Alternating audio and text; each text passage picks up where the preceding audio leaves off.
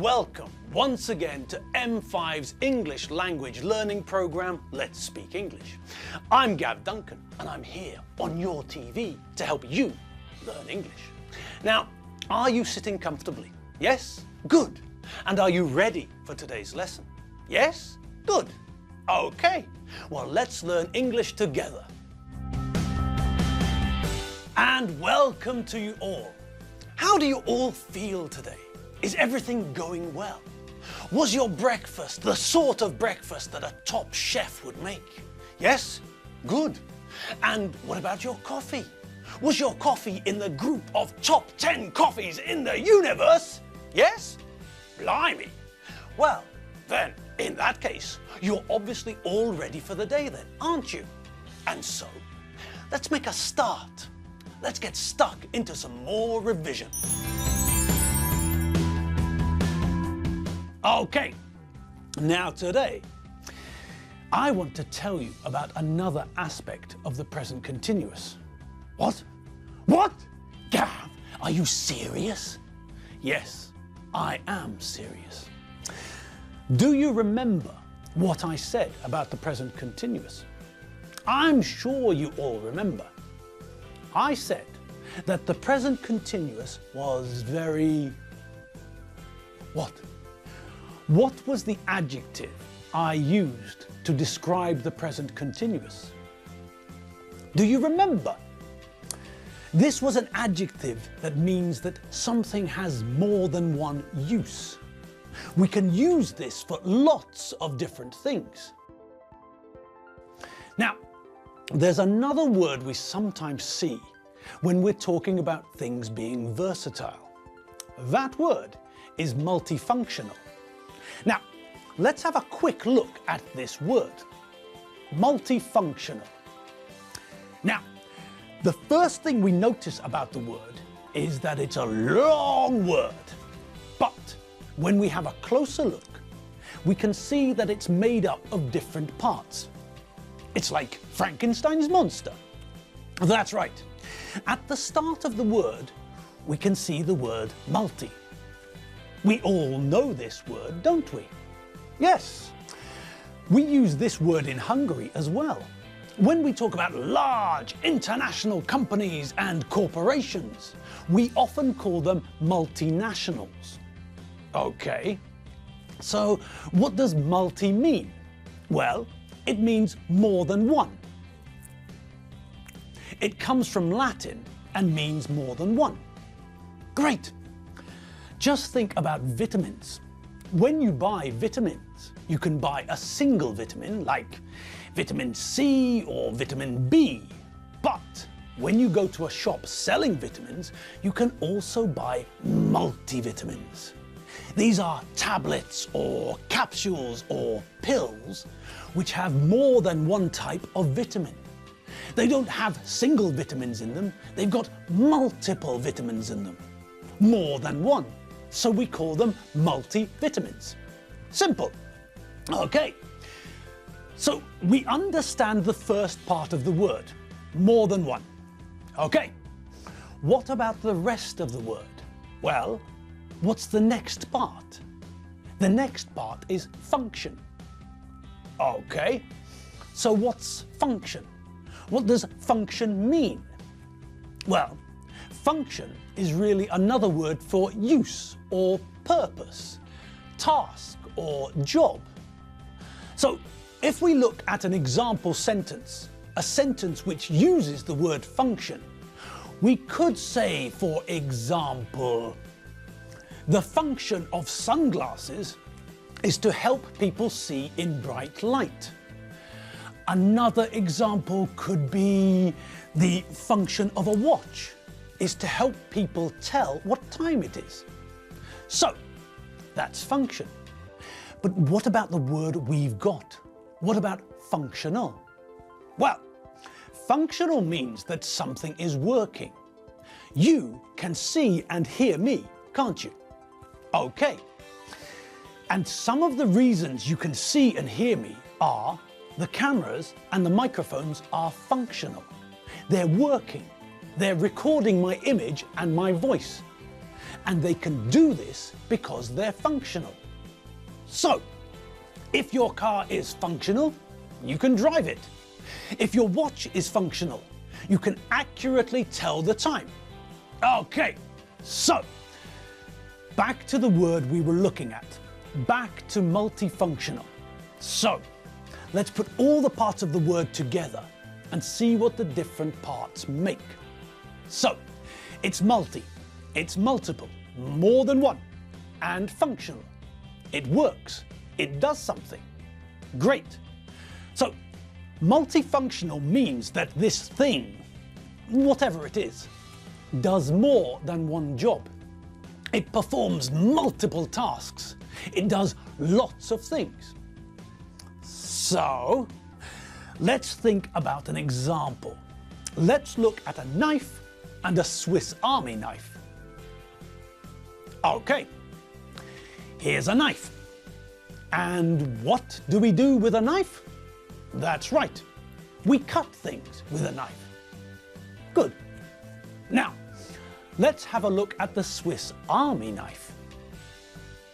Now, when we look at the different tools, we can see that the Swiss Army knife is multifunctional. The knife, the traditional knife, has a single function. It's got one function. It cuts. The Swiss Army knife, however, is multifunctional. It's more versatile than the ordinary traditional knife. With the Swiss Army knife, we can screw and unscrew screws, we can tighten and loosen screws and Allen screws, we can cut our nails, we can file our nails, we can... what else? Well, we can open bottles and we can use the corkscrew to remove corks from bottles. We can tighten nuts and bolts with the pliers. We can find our way with the compass. There are lots and lots of things we can do with the Swiss Army knife. It really is very versatile. It's a truly multifunctional tool. Okay, now something else which is also multifunctional is the present continuous tense, isn't it? That's right. Let's think about the functions it's got. The first function we learned about was the function of communicating about now. Talking about things which are happening now, when we're talking. We know that we use the present simple tense to talk about things which don't change. Things that stay the same. My name is Gav. I live in Budapest. I am British and Hungarian. I am a man! When we're talking about these sort of things, we use the present simple. We also use the present simple when we're talking about facts. Elephants are big! Blue whales are the biggest animals in the world! My grandparents are dead! All of that information was factual. Those statements are all facts. They're not going to change. And so, we use the present simple. Good. But after we learned that we use the present continuous to talk about what's happening now, I'm talking to you, Chopper is recording my voice, Petty is filming me, you're watching and listening to me. We then learned that we can use the present continuous to also talk about the future. Versatile, eh? Yes. Similar to when we use going to, we can use the present continuous to talk about future plans. I'm having a party on Saturday. I'm flying to South Africa on Monday to go to Chief Mangosuthu Buthelez's birthday party. So, we learned that just like going to, if we're talking about a future plan or arrangement, we can use the present continuous. Briggy's cutting my hair tomorrow afternoon. Doreen is going to the dentist on Thursday. Now, it's important to remember that we use the present continuous for future plans and arrangements, not the present simple. We never say, I go out tonight. We always say, I'm going out tonight. We never ask, do you come to the pub? We always ask, are you coming to the pub? We do use the present simple to talk about some things in the future. Things like timetables, programs, buses and trains. We don't say the train is arriving at 8 o'clock. We say the train arrives at 8 o'clock. We never say the film is finishing at 4:45. We always say the film finishes at 4:45. Okay, now back to the versatile, multifunctional present continuous, because, wait for it, there's more. Yes, I know. Amazing, isn't it? There's another side to the present continuous, one we haven't looked at yet. So, hang on to your hats, because here we go. Okay, so we know that we can use the present continuous to talk about what's happening now, don't we? Of course we do. That's the first use of the present continuous that we learned, isn't it? Yes, we know that we use the present continuous to talk about what's happening now. Now, have a look at this photo. Okay, these two gentlemen are the band The London Souls. The man on the left of the photo plays the drums and sings, and the man on the right of the photo plays the guitar and sings. Okay, now which tense are we using? That's right, we're using the present simple. And why? Right, again, we're using the present simple because we're talking about what they do in general, things which are generally true. But what about now? Look at the photo. Is Chris St. Hilaire, the drummer and singer, drumming and singing? No, he's standing in front of a brick wall. And what about the man on the right? What about Tash Neal? Is he playing the guitar and singing? No, like Chris, he's standing in front of a brick wall. So, we know that they're both musicians, and we know that one of them plays the drums very well and sings, and we know that the other one plays the guitar very well and sings very well. But now, at the time of speaking, they're not doing those things. They're not making music. Now they're just standing in front of a brick wall, posing for a photo.